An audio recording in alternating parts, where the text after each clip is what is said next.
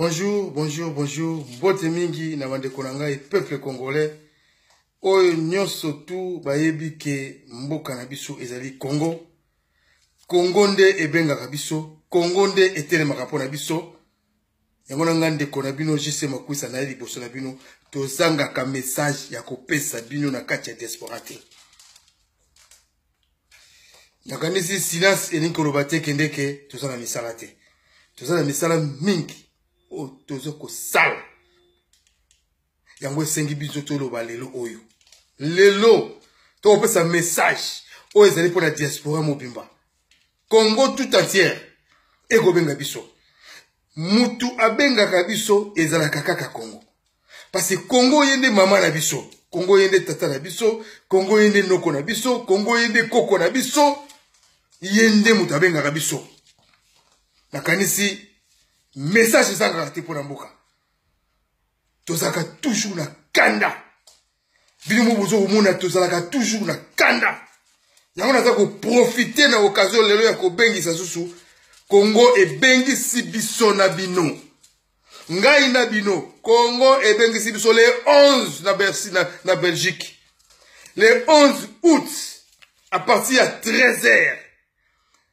Marche munene ezali kuna ya Congo. Et qu'on a la place du Mouma, ti le Parlement européen.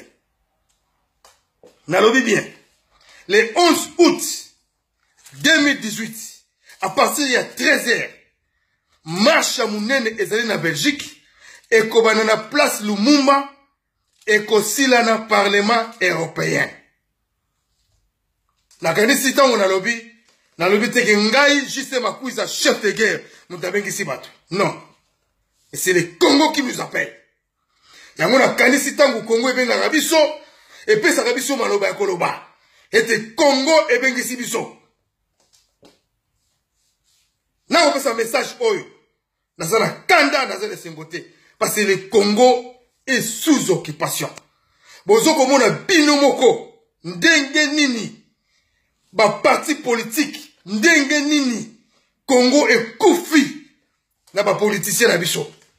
Alors, na évité ceux qui toko sala ndenge nini na ba politicien au Congo. Bozo komona bino moko. Moi je n'ai rien à dire. Le 11 août, boya to kunda bango nyonso, to timula tali bulu, bo me bata ba serkei. To timula tali bulu ba politicien nyonso wana Congo, to kunda bango na miso mindele. To timula tali bulu mema serkei, koma kombo na bango nyonso, to kunda bango nanu ba politicien.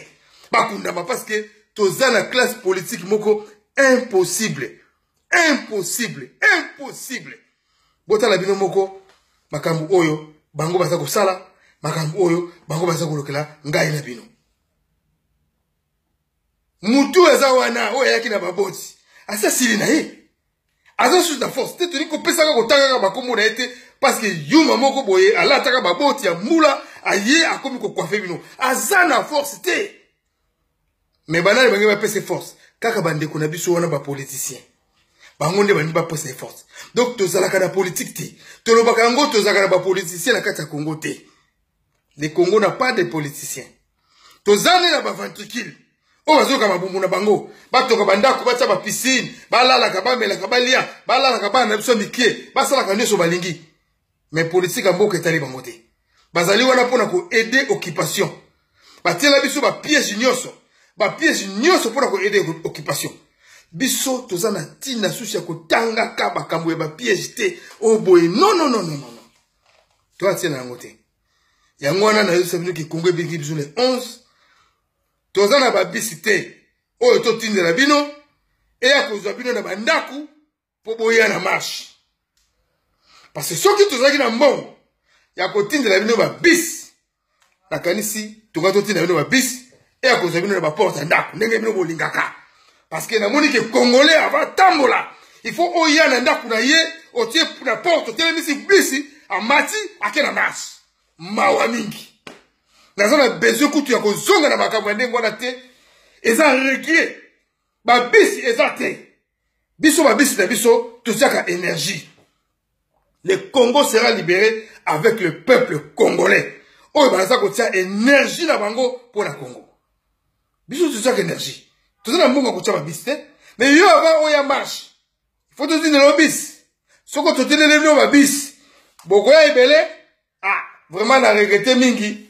Na lobi on a ndenga mabete mais na lobby parce que na moni que bino ba congolais biso ba congolais to lingi to tela bino ba bisi po boyaka ebele. Siko ope bisi za na ngote. Bisi ezate ba biso to tinde la bino ezate.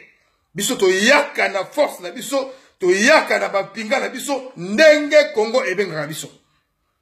To yaka ndengwana. Na muke na biso yango to bunda. Na kasi libération oyo e bandi to bandaki na ngona ba bisi na biso ya goluete e bandi biso moko na force na biso to telemisi mokili mutu nyonso to ko telema to tiema kamuno sur la stop. Yango lelo yo to bundela mutu te. Biso ba congolais to bundela mutu te.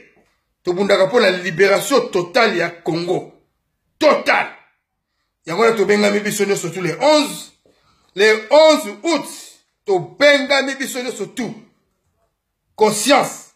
Peuple congolais, conscience. Peuple congolais, conscience. Ko bongo la malobate, jise makuiza lobaki, oh, babisi, oh, boye, azali contre babisi te. Nga naza contre babisi te. Mais nazali contre mentalité congolaise. Yango naza kozala contre na yango.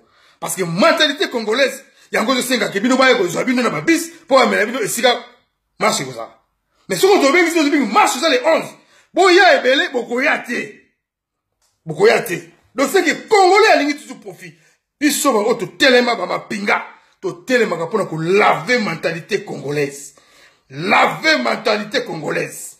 To bundaka pona mutu moko te, to bundaka pona Congo. Nakandisi le 11 août. Congo ebengi biso. Congo mutebengi biso. Ngai jise makuiza na zala droit ya kobengisa batu te, mais le Congo nous appelle.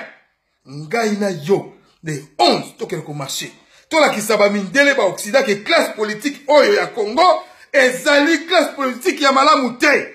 To ko continuer na yango te. To me mata ba cercueil mindele ba mona to tia ba classe politique na kata ba cercueil to kunda bango. To kunda bango na. To longola bango parce que baza atala tila mon côté.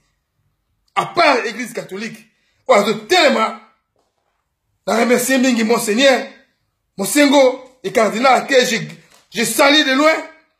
Oyo bande ko ba ko tellement ba ko bunda pona Congo. Vraiment to ça ensemble na bango. Na kanisi na suka ya marche. Tozali na candidate présidentielle na biso. Présidente, maman présidente, il y a diaspora oyo azali nommé. Maman Justine Kasavubu Paul. Yé a kolobela biso discours a kopesa maloba pour le peuple congolais. Maman Justine Kasavubu Paul. Yende azali nommé présidente ya la diaspora. Bande kolongai. Total asimato zonga bato. Totika mama kene liboso. Toza koluka changement. Changement yango wana maman Justine Kasavubu oyo to voté a votamaki boyebi yango présidente ya diaspora maman présidente que je salue d'avance je respecte maman Justine Kasavubu yende mutako pesa discours oyo kozana diaspora na suka après en marche na biso ya les 11 parole que pesa menaye parce que yende azali maman oyo to tieli boso oyo bandeko ba komona olingo lingato bato kita toza na besoin changement mama yewa to tsana no mama yenda ko ba maloba oyo ekosi l'installation marche parce que azali nominé voté candidate ya présidente ya diaspora mama Justine Kasavubu toza na mususu te yewa na ndeto telemi boso biso nyoso ba diaspora toza la simanaye to pousser mama parce que to yebi ke ba opposant na kata Congo baza ko banga mama Justine aza ko bangisa bango. Papa yebi ke baza affaire na une grande dame, la dame de fer, maman Justine Kasavubu. Na remercier bino mingi na ndenge bokola na ndenge ya bonya parce que ngate muna bengi bino les 11. Ngaite je sais makuiza chef de guerre. Mais muta bengi si bino le Congo qui nous appelle. C'est le Congo qui nous appelle. Wokanisa ba congolais 12 millions de morts baza ko kufa. Tolobaka 12 millions de morts, mais lelo zaka 12 millions de morts parce que baza ko kufa. Ba ko kufa na nzala. Bako kufa na hôpital, ba classe ezalité, société misale ezalité, ba messieurs ba futa bakate ba policier nzala ba koma ko vivre na bali kelema ba messieurs ba docteur ba ngonyoso batanzala donc Congo eza kotambola lisusu malamu te. Le Congo est en danger. Le Congo est sous occupation rwandaise, burundaise, ougandaise dans l'Occident. Bango de batie ma pinga na bango pour la copier. Les gâteaux c'est nous. Alors, bisous va te comprendre. Que le Congo est sous occupation.